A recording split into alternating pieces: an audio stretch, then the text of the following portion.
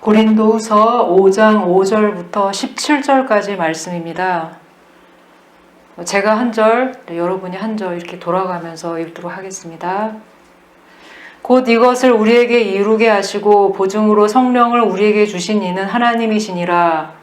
그러므로 우리가 항상 담대하여 몸으로 있을 때에는 주와 따로 있는 줄을 아노니 이는 우리가 믿음으로 행하고 보는 것으로 행하지 아니함이로라. 우리가 담대하여 원하는 바는 차라리 몸을 떠나 주와 함께 있는 그것이라. 그런즉 우리는 몸으로 있든지 떠나든지 주를 기쁘시게 하는 자가 되기를 힘쓰노라. 다 반드시 그리스도의 심판대 앞에 나타나게 되어 각각 선악간에 그 몸으로 행한 것을 따라 받으려 함이라. 우리는 주의 두려우심을 알므로 사람들을 권면하거니와 우리가 하나님 앞에 알려졌으니 또 너희의 양심에도 알려지기를 바라노라. 우리가 다시 너에게 자천하는 것이 아니요 오직 우리로 말미암아 자랑할 기회를 너에게 주어 마음으로 하지 않고 외모로 자랑하는 자들에게 대답하게 하려 하는 것이라. 우리가 만일 미쳤어도 하나님을 위한 것이요 정신이 온전하여도 너희를 위한 것이니 그리스도의 사랑이 우리를 강권하심도다. 우리가 생각하건대 한 사람이 모든 사람을 대신하여 죽었은즉 모든 사람이 죽은 것이라. 그가 모든 사람을 대신하여 죽으심은 살아있는 자들로 하여금 다시는 그들 자신을 위하여 살지 않고 오직 그들을 대신하여 죽었다가 다시 살아나신 이를 위하여 살게 하려 함이라. 그러므로 우리가 이제부터는 어떤 사람도 육신을 따라 알지 아니하노니 비록 우리가 그리스도도 육신을 따라 알았으나 이제부터는 그같이 알지 아니하노라. 같이 읽겠습니다. 그런즉 누구든지 그리스도 안에 있으면 새로운 피조물이라. 이전 것은 지났으니 보라 새 옷이 되었도다. 아멘. 고린도후서 5장 17절은 너무나 유명한 구절입니다. 그런즉 누구든지 그리스도 안에 있으면 새로운 피조물이라. 이전 것은 지나갔으니 보라 새 것이 되었도다. 아마 복음을 처음 접하신 분들은 아마 사형리 전도지나 여기에서 그 예수님을 영접하고 구원의 확신이 있으니까 그랬을 때 그런 확신을 주는 구절 중에 하나로 기억하실 겁니다. 그래서 우리에게는 어떤 오해가 있습니다. 이 구절은 신앙생활 초기에 해당하는 그런 말씀이구나. 구원의 확신이 없을 때 외워야 하는 그런 말씀이구나. 그렇게 오해를 합니다. 그런데 실제로 고린도후서 전체의 배경을 보면 그렇지가 않습니다. 바울은 2차 전도 여행 중에 이제 고린도에서 만난 브리스길라, 아굴라 부부와 함께 복음을 전하고 고린도 교회를 세우게 되죠. 1년 6개월 동안 고린도에 머물면서 크리스천은 어떻게 살아야 될지, 믿음의 삶은 무엇인지 이렇게 자세히 가르치고 다른 사역을 위해서 또 전도하기 위해서 다른 도시로 떠납니다.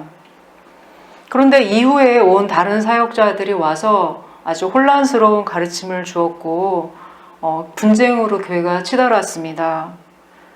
그리고 성도들은 다시 거룩함을 버리고 옛 생활로 되돌아갔습니다. 이 말을 전해 들은 바울은 마게도냐 지역에서 이 편지를 쓰게 되죠. 그것이 바로 고린도 전서와 후서입니다. 실제로는 더 많은 편지를 썼지만 이제 남아있는 것은 이제 고린도 전서와 후서만 남아있죠. 그러니까 오늘 우리가 읽은 이 말씀은 완전 초신자가 아니라 오히려 신앙생활을 꽤 한 성도들에게 쓴 것입니다. 은사도 받고 성령 체험도 하고 또 교회에서 어떤 직임도 맡고 또 오랫동안 교회 생활을 했던 기존 신자에게 보낸 편지라고 할 수 있습니다. 지역교회는 그 지역의 특성을 가지고 있습니다. 그래서 고린도 교회를 이해하려면 이제 고린도라는 지역을 이해할 필요가 있습니다. 고린도는 로마 당시 속국이었는데 로마의 속국 중에 그 4대 항구 도시 중에 하나가 바로 고린도였습니다. 이집트의 수에즈 운하처럼 거대한 운하를 갖춘 곳이었고 무역이 아주 활발하고 또 경제가 도는 부유한 상업 도시였습니다. 기원전 27년에는 아가야 지방의 수도이기도 했죠. 그래서 우리나라로 한다면 아마도 부산보다도 훨씬 더 큰 국제적인 항구 도시라고 할 수 있습니다. 항구 도시에는 특성이 있죠. 일단 외국인들이 많이 들어오고 또 신문물이 오가고 또 사람들이 개방적입니다. 그래서 모든 종교도 다 수입이 되고 또 도덕적으로는 자유분방한 면이 있습니다. 그래서 항구 도시에는 이렇게 유흥가도 많고 술집도 많고 그랬죠. 또 그린도에는 거대한 아프로디테 신전도 있었습니다. 당시에 너 타락했구나 이 말이 너 고린도인이구나 이런 말하고 동의어로 쓰였다고 합니다. 이런 도시에서 이렇게 자유롭게 자유분방하게 살던 고린도 사람이 바울을 통해 이제 믿게 되고 또 교회 이제 구성원이 되었습니다. 그러니까 유대인들과는 달리 성경에 대해서 아는 것도 없었고 더구나 크리스찬의 삶은 이제 완전히 새로 배워야 하는 이제 그런 위치였죠. 바울 이후에 온 사역자들이 바울처럼 이렇게 헌신적으로 가르쳐주는 사람이었으면 좋았을 텐데 아볼로 외에는 그렇지가 않았던 것 같습니다. 혼란스러운 다른 가르침을 주었고 또 교회에 많은 문제들이 생겨났습니다. 심지어 교회 안에서 음란의 문제 이런 것도 있었으니까요. 그 문제에 대한 답으로 바울이 하나하나 다시 되짚어 준 것이 바로 고린도 교회에 보낸 편지입니다.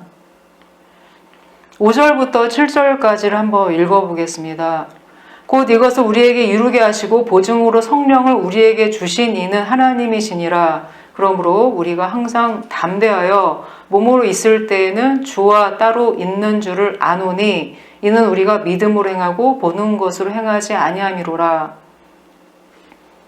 바울은 먼저 신자의 삶이란 보는 것에 근거하는 것이 아니라 보이지 않는 것에 대한 그 믿음을 가지고 보이지 않는 것에 근거를 둔 삶이라고 설명을 하고 있습니다.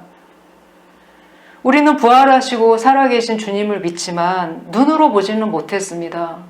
그리고 우리가 육체로 있을 때 아마 이렇게 육신의 몸으로 예수님을 보는 기회는 아마 없을 겁니다. 그래서 현재는 부활하신 주님과 육체적으로 이렇게 따로 거하는 상태인 거죠. 그럼에도 우리가 예수님과 교제할 수 있는 것은 믿음 때문입니다. 담대함이란 이제 현실을 넘어서서 보는 믿음으로 가능한 것이죠.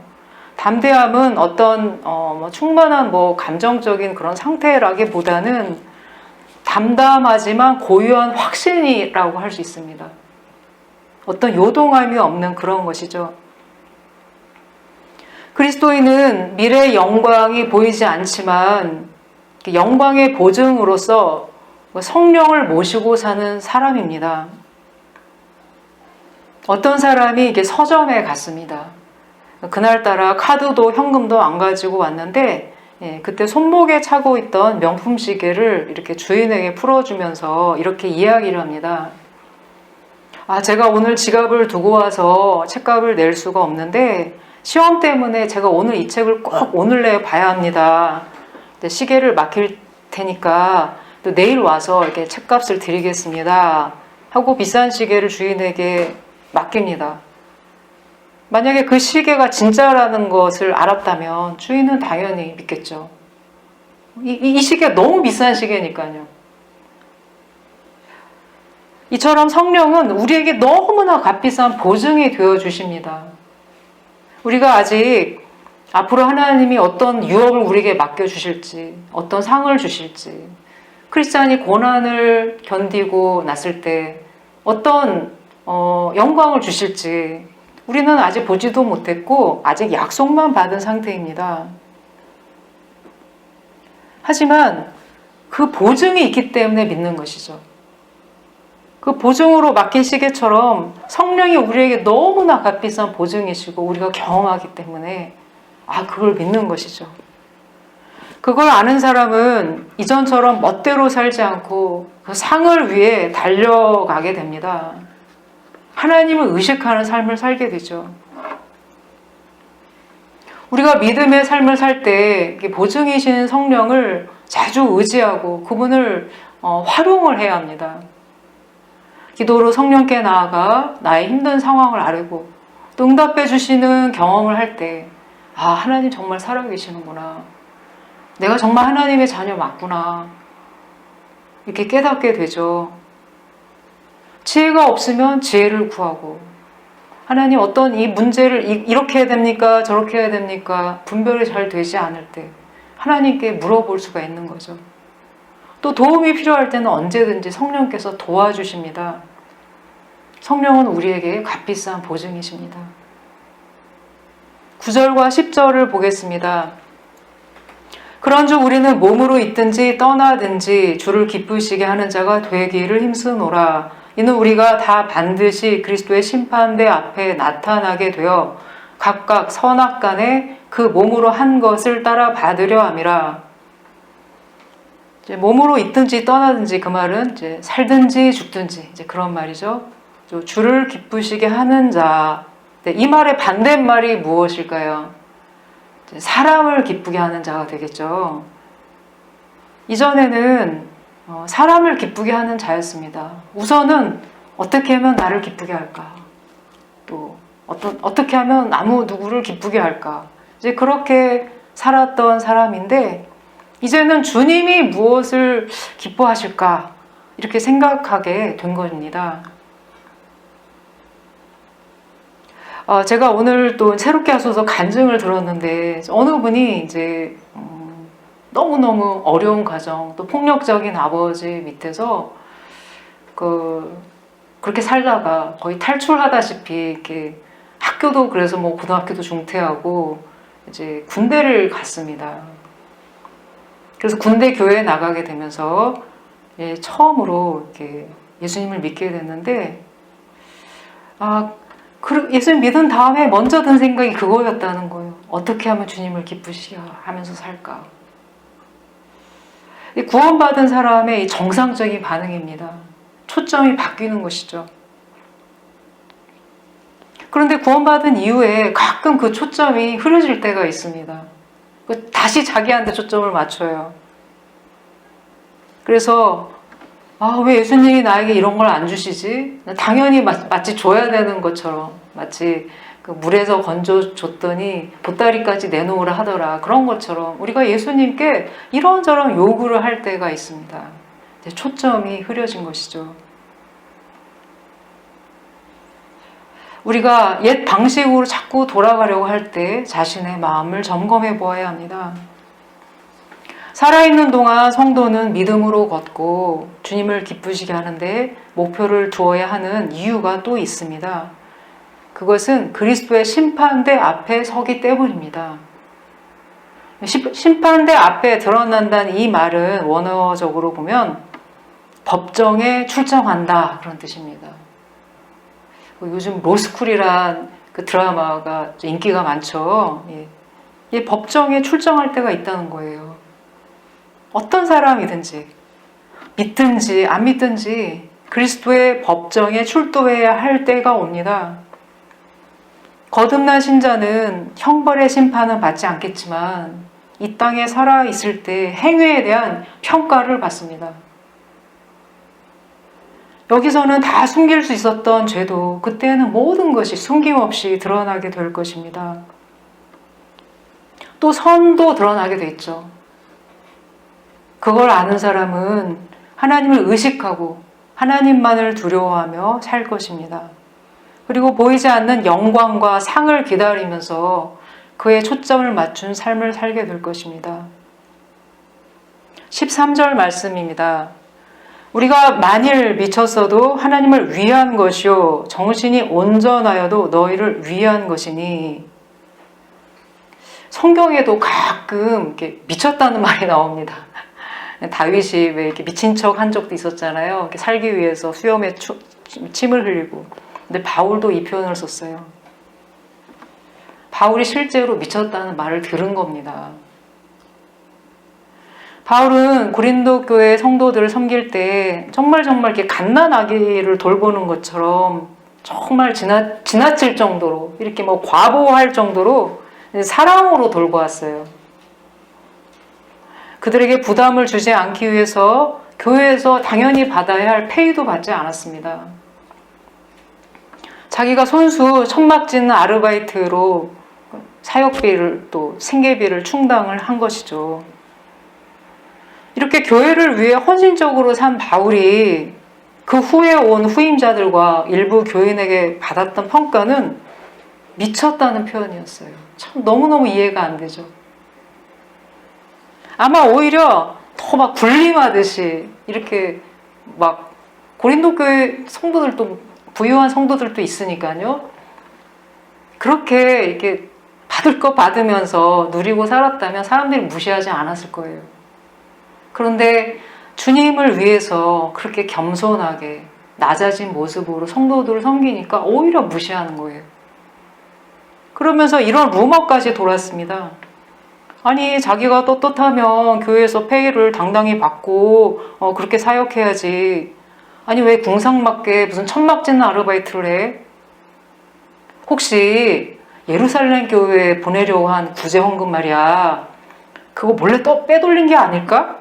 그리고 앞에서 쇼하는 거 아니야? 이런 너무너무 억울한 말까지 들어야만 했습니다. 자기가 세운 교회에서, 개척교회에서 미쳤다는 말을 들으니 정말 얼마나 억울하겠습니까?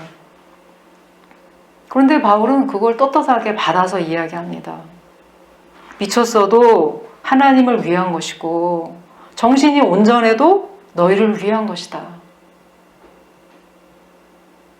자기 자신에 대한 자존감이 없다면 이런 말을 할 수가 없습니다. 오히려 이렇게 얘기했죠. 어떻게 나한테 그런 말 할 수 있어? 어떻게 나한테 너희들이 그렇게 대할 수 있어? 이러고 잠을 못 자고 그러겠죠. 그런데 바울은 그렇지가 않았어요. 내 모습이 초라할지는 모르지만 나는 하나님과 성도들에 대한 사랑 때문에 일을 한다. 자기 이익을 위해 사역하지 않았기 때문에 떳떳이 말할 수가 있었어요. 그 동기는 바로 예수님의 사랑 때문이라고 말을 합니다. 14절과 15절 말씀입니다. 그리스도의 사랑이 우리를 강권하시는도다. 우리가 생각하건대 한 사람이 모든 사람을 대신하여 죽었은즉 모든 사람이 죽은 것이라. 그가 모든 사람을 대신하여 죽으심은 살아있는 자들로 하여금 다시는 그들 자신을 위하여 살지 않고 오직 그들을 대신하여 죽었다가 다시 살아나신 이를 위하여 살게 하려 함이라. 우리를 강권하신다고 했는데 이 말의 뜻은 그 양쪽에서 꽉 잡고 부축한다는 뜻입니다. 우리가 이렇게 막 넘어지려고 할 때, 막 어지러워서 넘어지려고 할 때 다른 사람 딱 와서 양쪽에서 부축해 주죠. 그러면 어지러워도 이렇게 넘어지지 않습니다. 양쪽에서 부축하면 그 사이에 끼어서 나는 힘이 없지만 쓰러지지 않죠. 우리가 죄된 세상에서 좌절하면서 이렇게 비틀거리며 넘어지려고 할 때 강권적으로 이렇게 붙들어주는 분이 계십니다. 내가 쓰러지지 않도록, 나는 힘이 없어서 쓰러질 수밖에 없는데 쓰러지지 않도록 주님의 사랑이 양옆에서 꽉 붙들어 주신다는 것이죠. 16절입니다. 그러므로 우리가 이제부터는 어떤 사람도 육신을 따라 알지 아니하노라.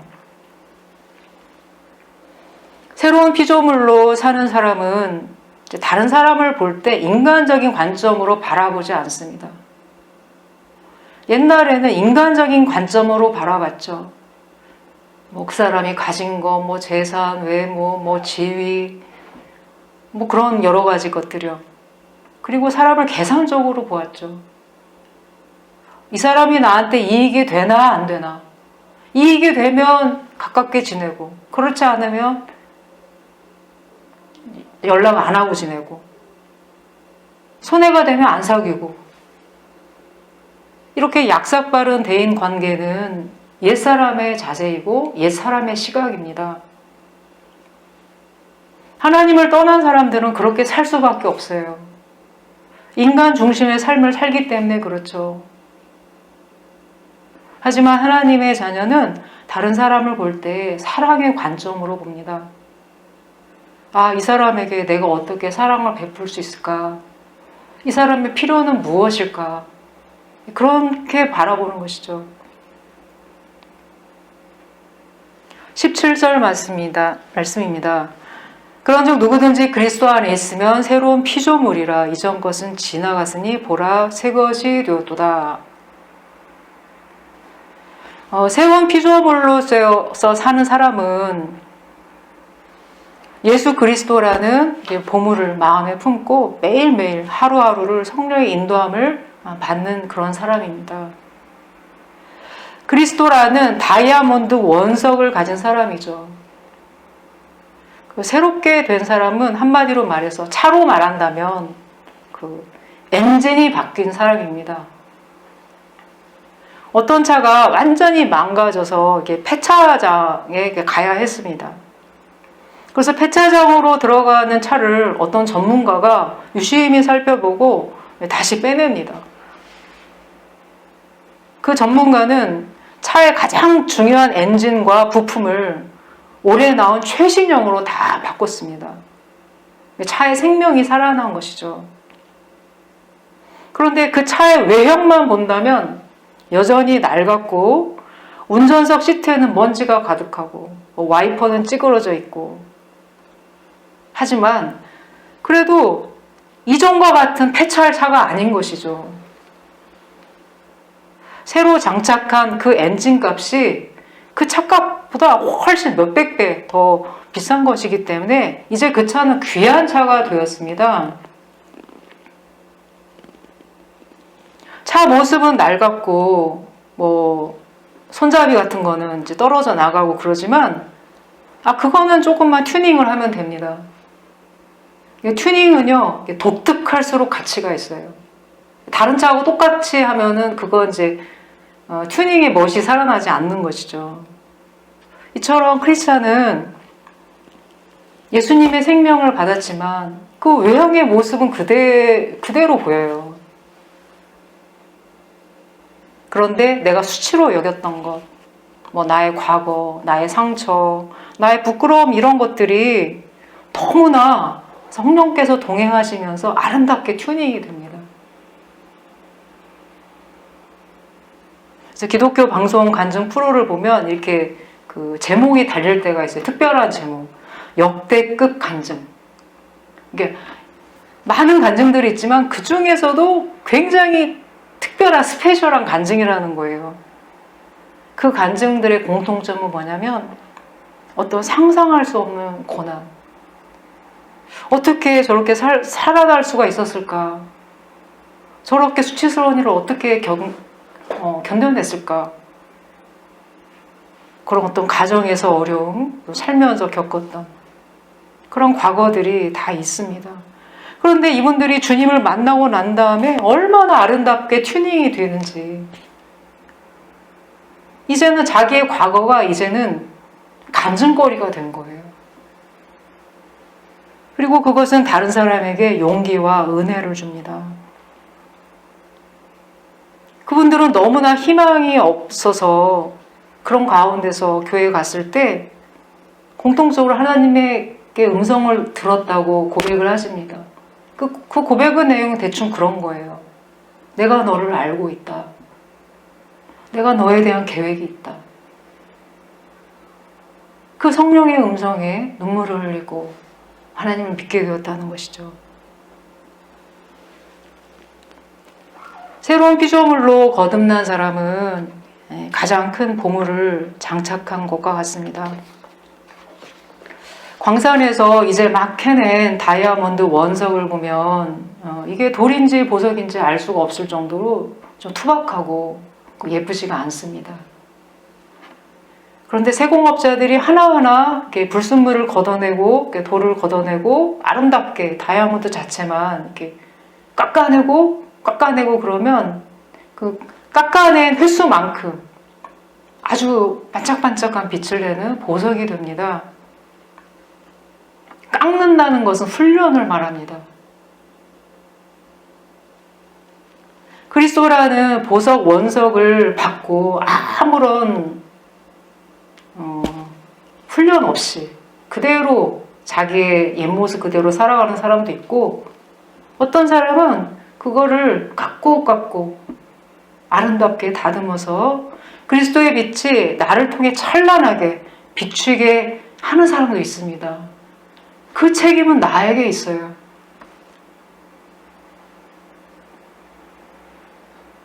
우리가 프리즘이 있죠. 프리즘이 이렇게 있으면 빛이 이렇게 프리즘을 통과하게 되면 7가지 무지개 색깔로 이렇게 흩어져서 나갑니다. 프리즘을 나라고 봤을 때 어떤 사람을 빨강색, 어떤 사람은 빨주노초, 파랑, 반안보 다양한 색깔로 그리스도의 빛이 흘러나가게 되죠. 그래서 예수님을 동일하게 믿는데 너무너무 다양하고 아름답게 조화를 이루게 하십니다.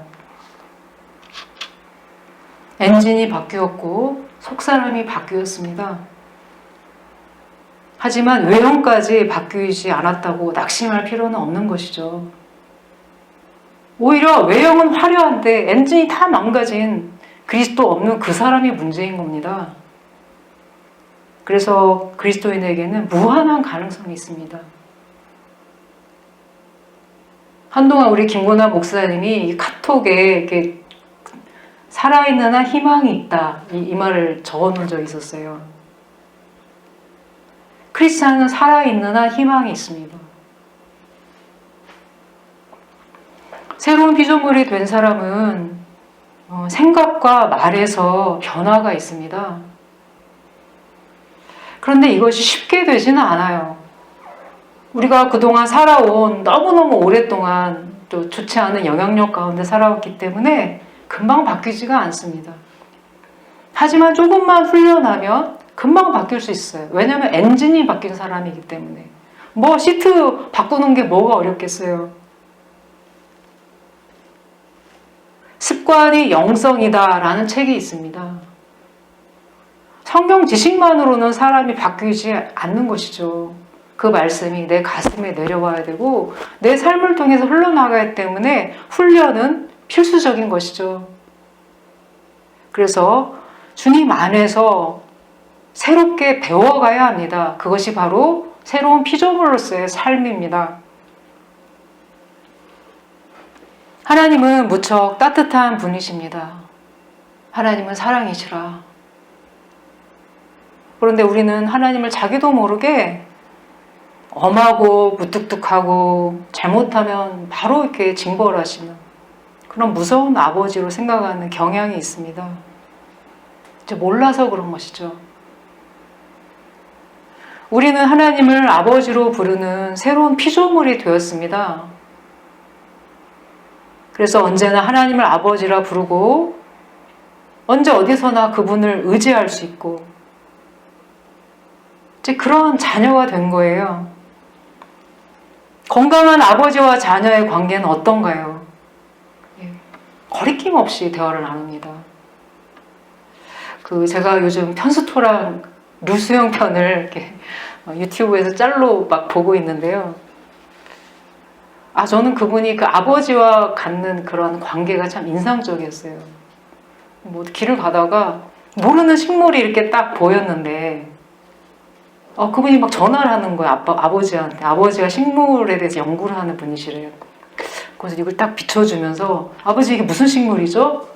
그거 무슨 식물이야. 설명해 주는데 그게 너무너무 그 출연한 사람들에게 큰 충격이었어요. 왜냐하면 그 나이에 아버지와 다정하게 대화할 수 있는 경우를 잘 못 봤으니까요.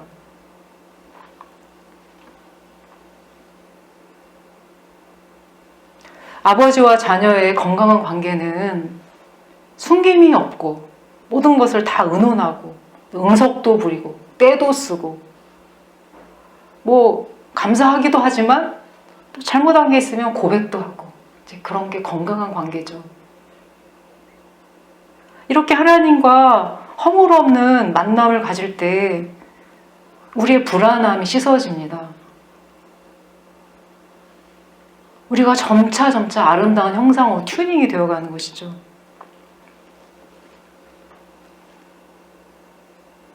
새로운 피조물로서 사는 사람은 자기 겉모습에 낙심하지 않고 또 다른 사람에 대해서도 낙심하지 않습니다. 인내하게 되죠. 오늘도 주님을 의지해서 오뚜기처럼 일어서서 시작하는 사람이 바로 새로운 피조물로서 사는 사람입니다. 아까 불렀던 찬양이 참 가사가 좋았습니다. 생명나무란, 저는 이 찬양을 몰랐는데 그 2절을 보니까 절망과 고통의 세상길 헤매일 때 예수님 품으로 나를 인도하셨네. 아, 생명의 꽃 피었네. 열매 맺혔네. 3절도 가사가 좋았어요. 지나온 인생길 부끄러운 뿐이지만 주님의 은혜로 감사만이 넘치네. 저는 이 가사를 보면서 주님 안에서 정말 생명나무 꽃이 피는 것처럼 아름답게 튜닝이 되어가는 그런 모습이 그려졌습니다. 얼마나 아름다울까, 한 사람 한 사람이. 여기 계신 성도님 모든 분들이 그런 생명나무 꽃처럼 피어나갈 수 있는 그런 분들이십니다. 그래서 우리는 어제까지는 절망했더라도 오늘은 소망을 가지고 다시 하나님께 나아갈 수가 있고, 또 그런 우린 하나님의 귀한 자녀입니다.